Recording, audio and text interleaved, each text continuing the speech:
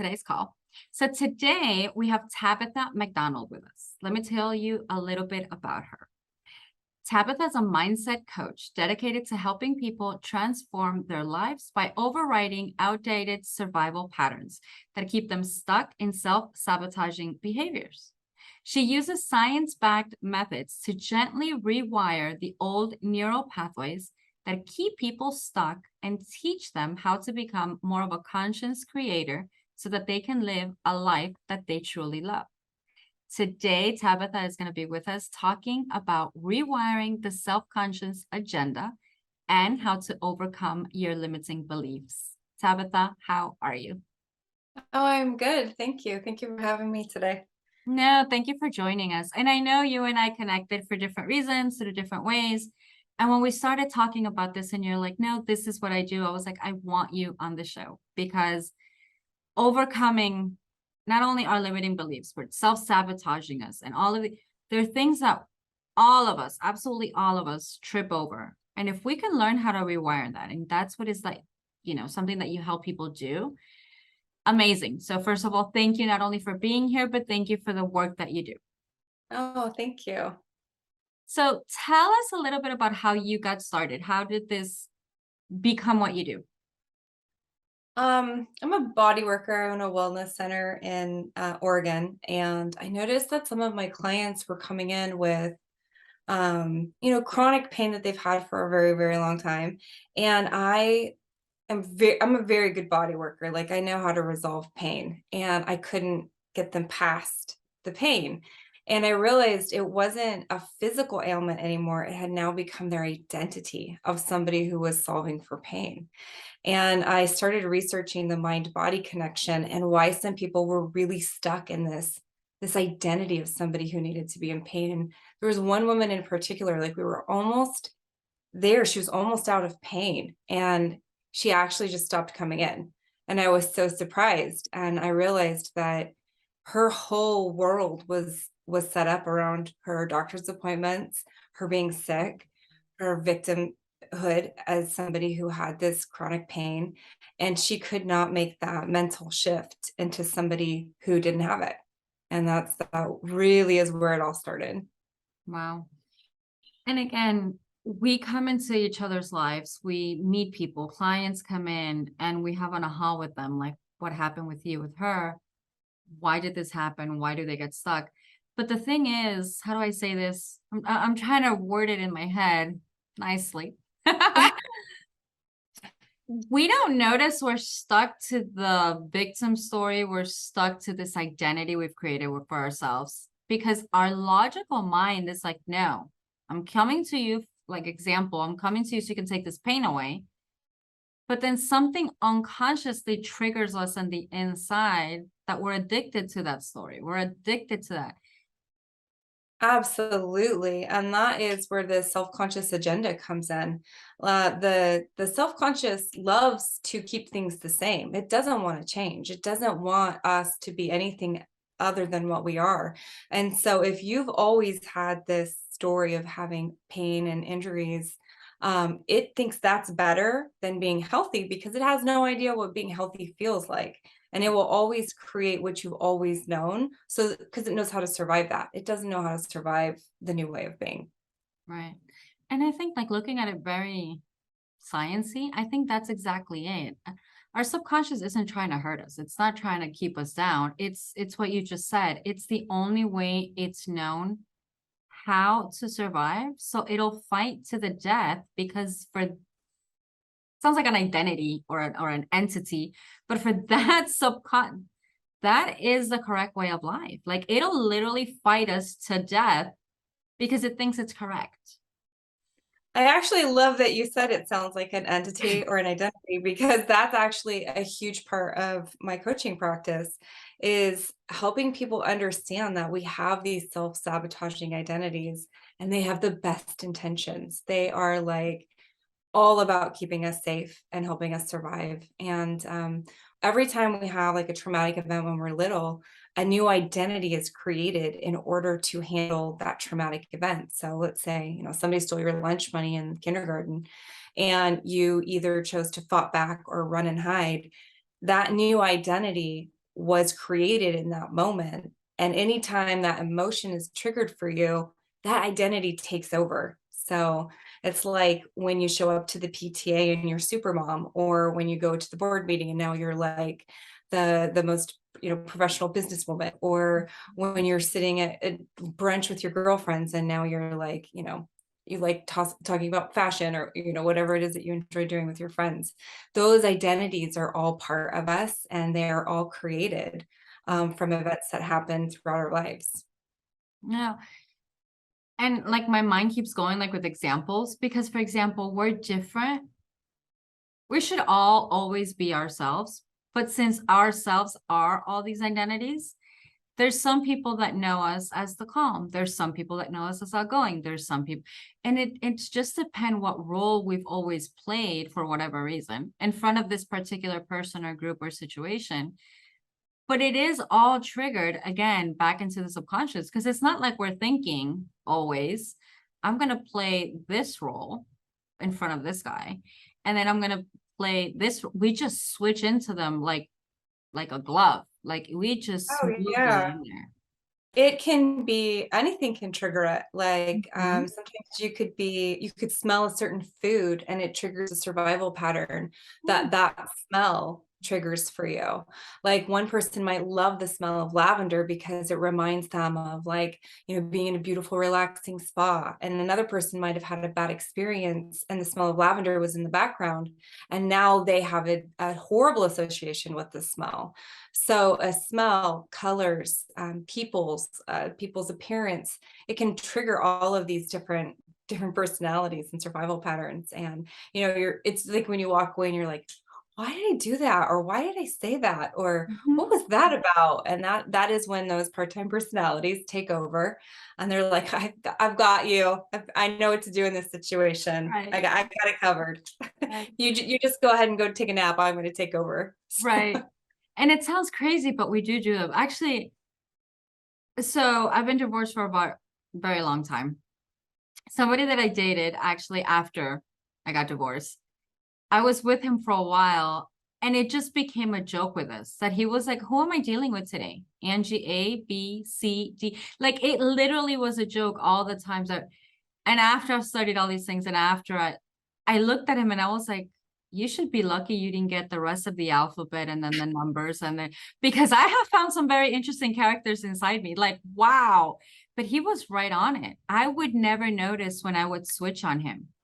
He made Yeah. it, yeah, he pointed it out. And he was the one that I was like, okay, am I being borderline mental? Like actually have different personalities? Because I didn't, and he would tell me, he's like, there's slight things that I notice in you that you wouldn't have said that an hour ago. Like that was Angie A. Angie Yeah. C is talking to me. And I was like, wow. So yeah. I love that you pointed that out because we call those part-time personality takeovers. It's actually one of the integrative processes that we use in the recode, which is we get all Oh, those personalities on board to like join one personality so that we can all go for the same goal. And it is, it's funny because I always tell my clients, I'm like, it sounds a lot like multiple personality disorder. The difference is we don't dissociate, like we're still present in our active mhm. mind, but there's an old neural pathway that's activated, and it's like this part-time goes, I got this. I'm the one in charge of responding to an unwanted romantic advance, or maybe how to speak in public. We all have these different superpowers, and like each personality carries that superpower. Huh. Yeah. Now I'm trying to think, do all Angie's fit in one place? Well, that's my favorite part of this work, because I would have the same situation where people would be like, you are not the same person at work as you are at home or in a relationship or with your kids, or, when there's ice cream involved. So like, you're not the same person at all.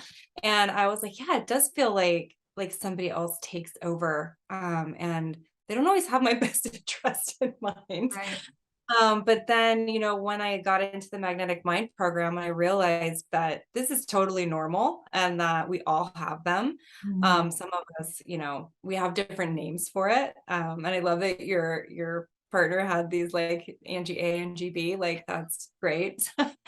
And it's true. They do have their own agenda, and it's Yeah. hard because sometimes they have competing agendas.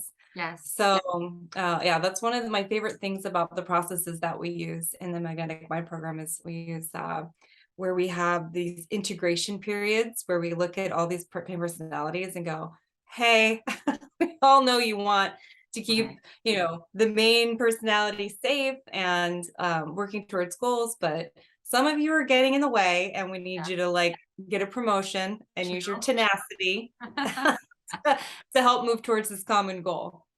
Okay, that is so cool. So let me actually go back a little bit. So if we're talking about like sabotage and limiting beliefs, and you just said it, sometimes they compete against one another. Yeah. How does this work? Because for example, and you're gonna have to be more specific. I'm just trying to like lay it out there because I actually have no idea. That's why I'm questioning it. But for example, when Angie A, right, says I want this goal, and then C, P, and Q are like, yay, we're on it. But then they do things that are going to sabotage me. How do I know? I don't even know how to phrase the question. So that's Oh, fine. no, I know exactly what you're talking about. It's probably not the ones who are cheering you on. It's probably the dormant personalities you haven't met yet. Those are the quieter ones who tend to run the show in the background. So I'll give you an example from Okay. my own journey. I've lost over 100 pounds and I have like, 30 pounds to go. And I'm like, okay, I want to get this last 30 pounds off.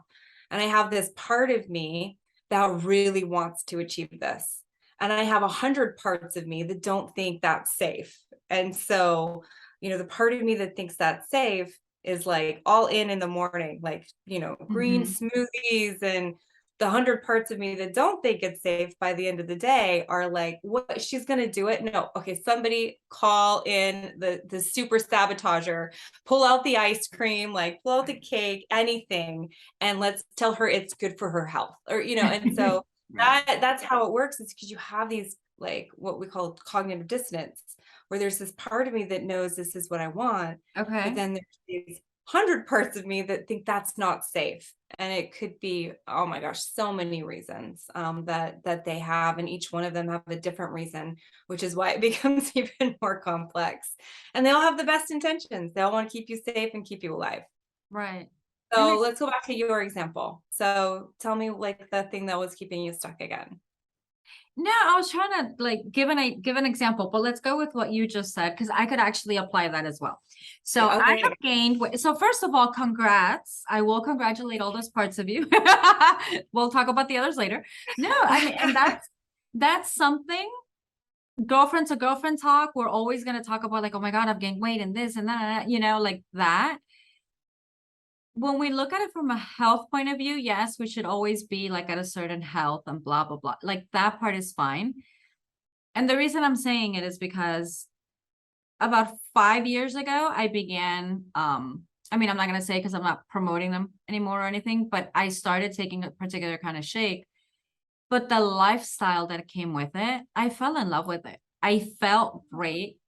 The nutrition with it wasn't a shake, it was actual nutrition. It was healthier for me to have my shakes than the crap I was eating. So Yeah. everybody would tell me, that's a gimmick and that's this and they only want the money, and I was like, I don't care, they can have my money if I get the shake. Like, it made me feel good. Yeah. The what's it called, the outcome to that is I got more energy. I obviously lost weight, but because I started exercising, I felt amazing. There's a reason I'm saying all these things. That was about 5 years ago. I used to work out 6 days a week. I wouldn't kill myself. Like, and I made gym friends that they were like, that's all you're lifting that. And I was like, I'm just here having fun. Like, I never was a gym rat in the sense of I'm going to get built and pop. No, I just had so much energy and it felt so good. And I am a runner. It felt so good running and this and that I was like, this feels amazing. Long story short, I stopped going to that gym in particular. My intention was to get a new gym 3 months down the road, because the contract was done like in November. My daughter's 15th was her 15th party, her quinceañera. was going to be in January. So I was like, after January, then I have more time again. I'll look for a gym. Yeah, it's 2022. I still haven't done it. So I have gained a lot of weight.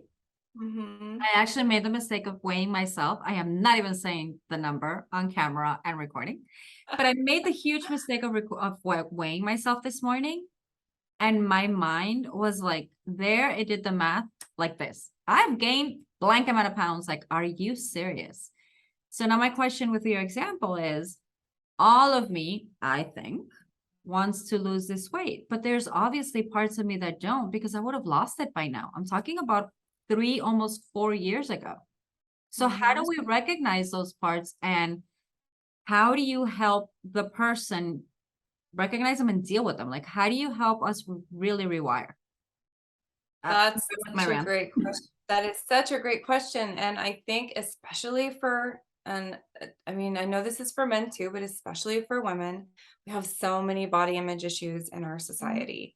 And I think that the reasons are deep and complex, and they're individual as well. Right. But what we do, what I do with clients is we focus on what you want to create. And so what you want to create is a strong, lean, healthy body that's athletic, right? Well, that I'm just taking a stab at it. It's from what you were saying. It sounds like Mhm. that was what you wanted to create. And so what you do is you just really focus in on the emotion of the end result and make sure that you're not coming at it from a broken structure. So mine used to be, I want to create a strong, lean, sexy body so that I will finally be lovable and can find, a partner who will Mhm. adore me. And then over time I realized that's a broken structure. That's me Right. trying to problem solve and create a healthy relationship if I'm finally worthy because I'm good looking enough or my body Right. looks good enough. Right. Right. And so then once I changed it to a creative structure and going, actually, no, I just want to feel good in my body again. I want to be strong as I age. I want to like look sexy in a bathing suit. I want to feel good when I go dancing. I want to feel confident. I want to feel all of those things. And then you teach your nervous system how to feel it now. And then what it does is it starts looking for ways to create that for you. So Right. instead of resisting it and using shame or guilt or the other tools that we usually use to get us to the Right. gym, you're using a completely different motivational structure. So, and that's where the recode comes in handy. And the other techniques, we have anchoring techniques where you can, put like a superpower on your finger. And when you press it, you feel powerful, you feel courageous, you feel gorgeous. And when you have those positive emotions triggered, your brain wants to work towards it instead of against something. It's Mhm. much more of an identity shift. So it takes a totally different approach. Okay.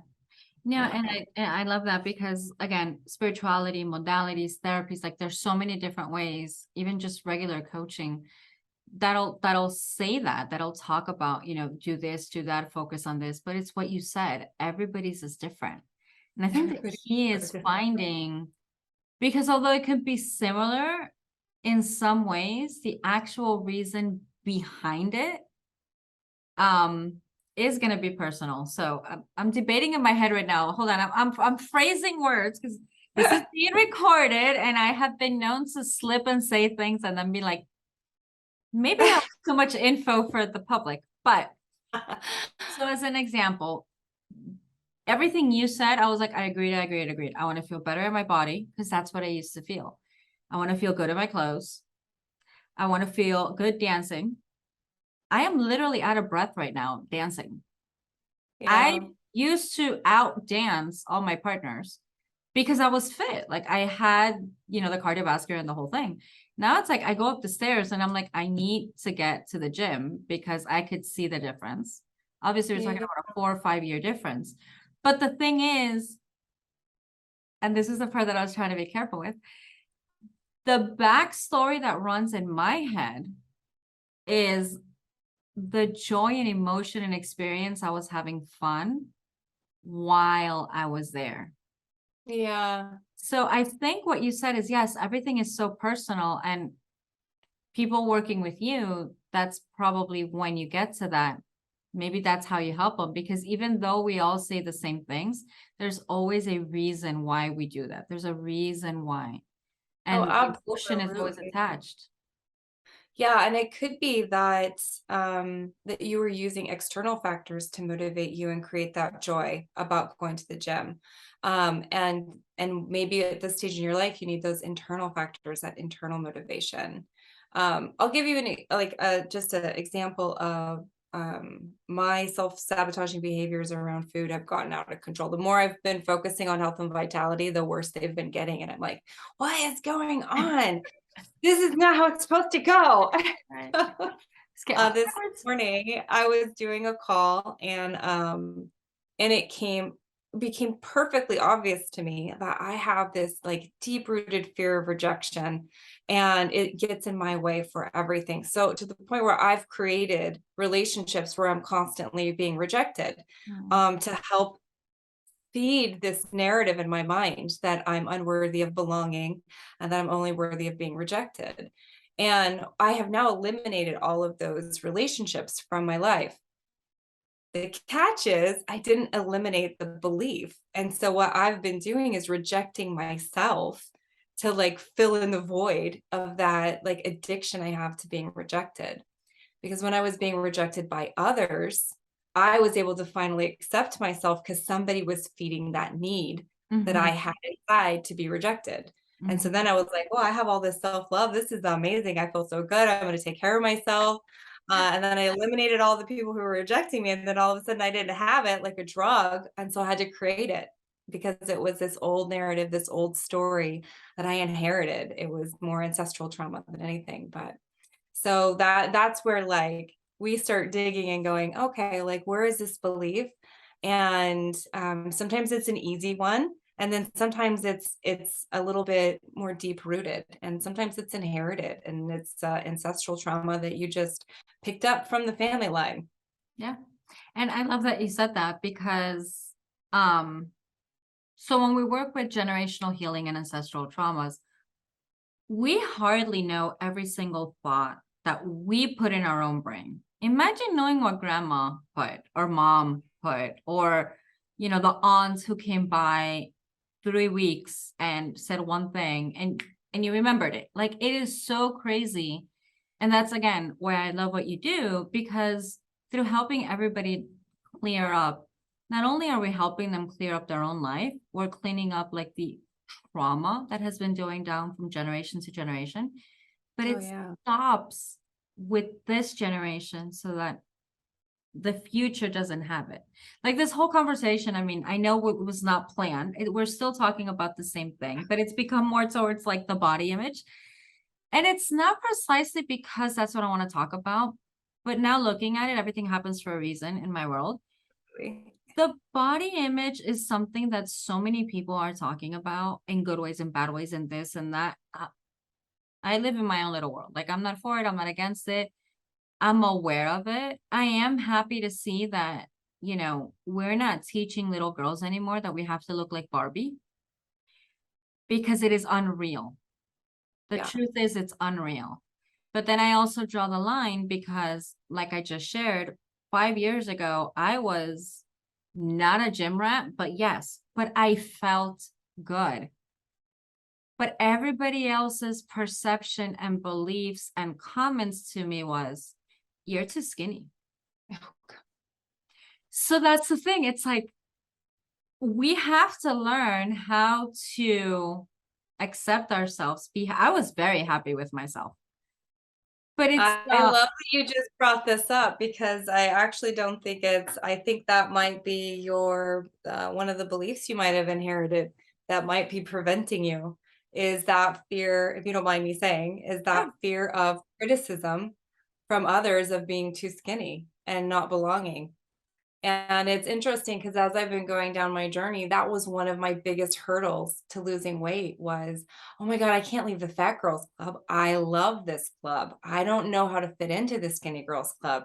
They have so much more criticism and judgment than being in this club because I already know this right, one. right. And that's kind of like that like identity level belief of, oh my gosh, if I'm not Tabitha who's trying to lose weight, who am I? Like, I've been trying to lose weight since I was 4. Like, I mean, if I finally reach that goal, like, who am I? Right. And then when we have, like, when you are in that place, right, and you do have that body that you feel good about, and then we get the criticism of, "Oh, you're too skinny," it does trigger one of those personalities into your active experience who goes, "Oh, I won't belong if I'm too skinny. People will think I'm Right. too good.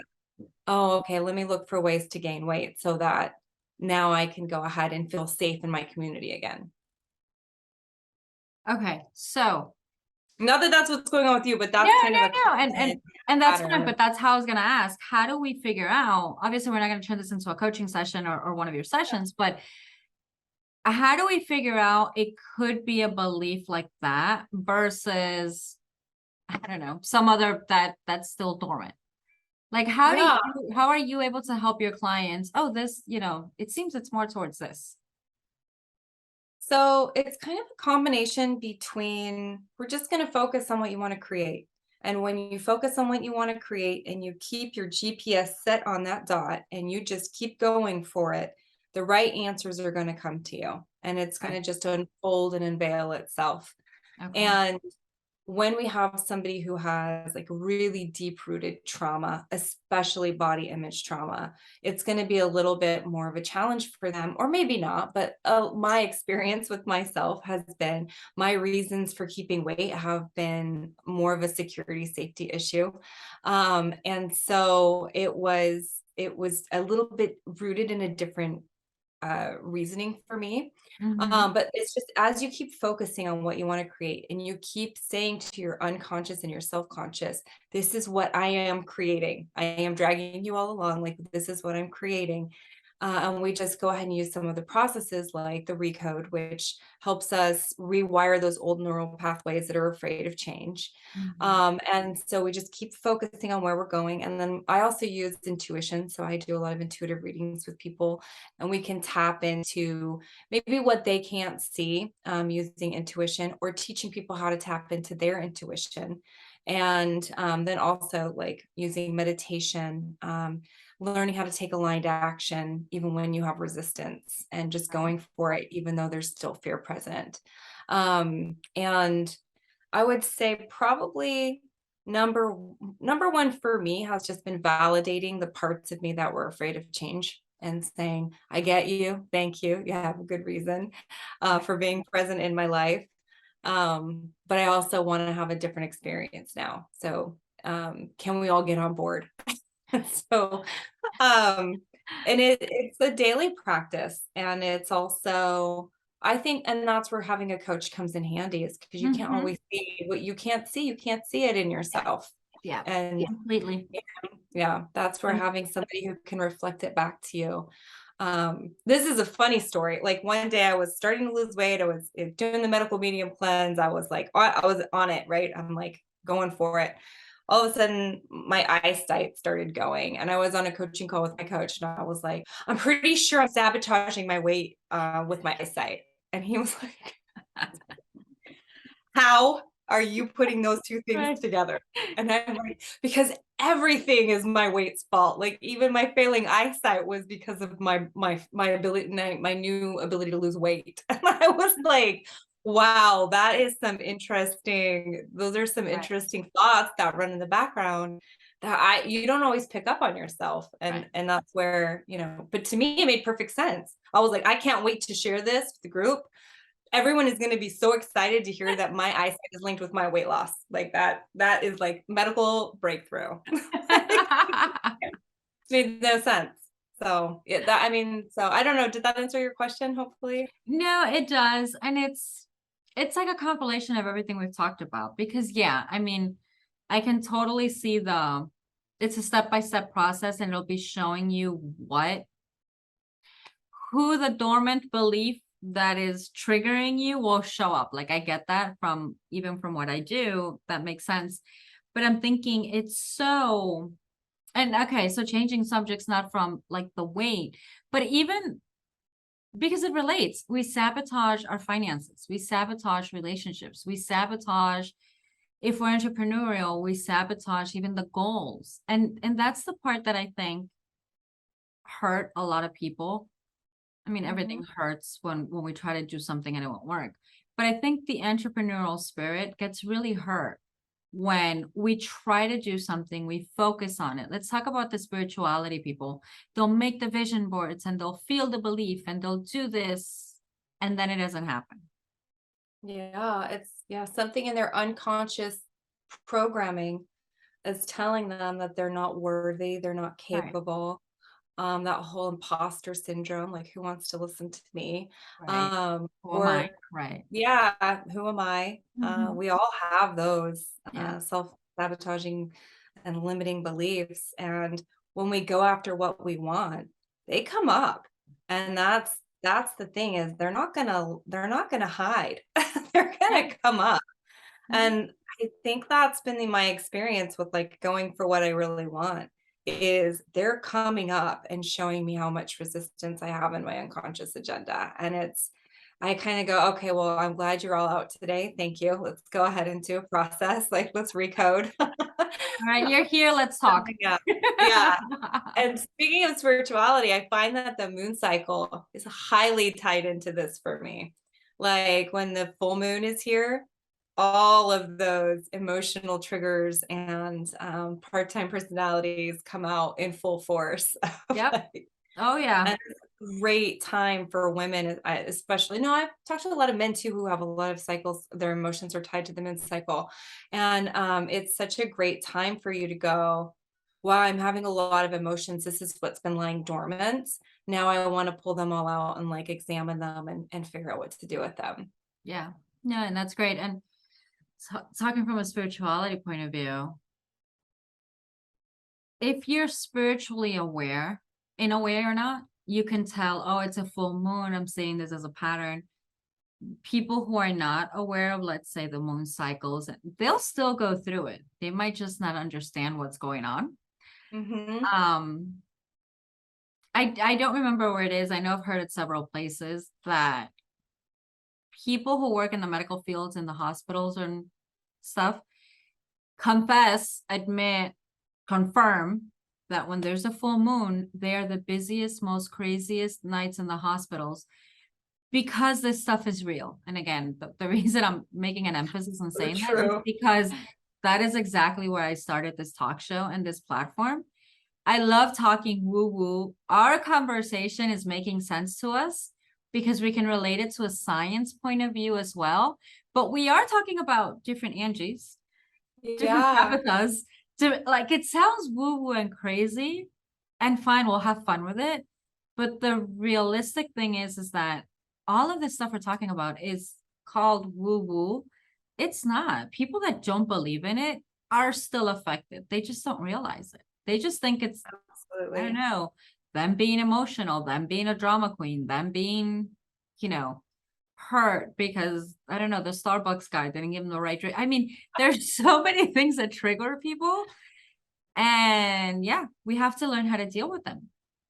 Absolutely. And the thing is I feel like when I started down the spirituality path, because I was very science based, and I would say I had kind of a spiritual awakening, and I found myself in this shamanic class, and I was like, I have no idea what's happening to me right now. I like science, I like neuroscience, I like hard facts, I like these things that make sense in this world. Right. And I said, I do not understand why all of a sudden I have these new gifts and things, and my world doesn't make sense anymore. And she laughed and she goes, "Oh, you're one of those. Hi, well."